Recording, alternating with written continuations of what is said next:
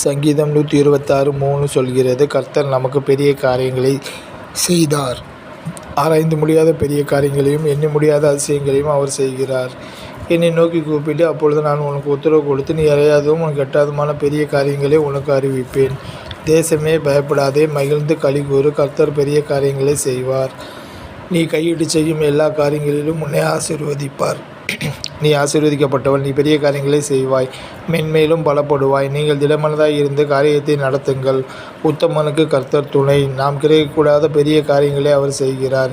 இறங்கி கடன் கொடுத்து தன் காரியத்தை நியாயமானபடி நடப்பிக்கிற மனுஷன் பாக்கியவான். சத்திய ஆவியாகிய அவர் வரும்போது சகல சத்தியத்திற்குள்ளும் உங்களை நடத்துவார். அவர் தம்முடைய சுயமை பேசாமல் தாம் கேள்விப்பட்டவைகள் யாவையும் சொல்லி வரப்போகிற காரியங்களை உங்களுக்கு அறிவிப்பார்.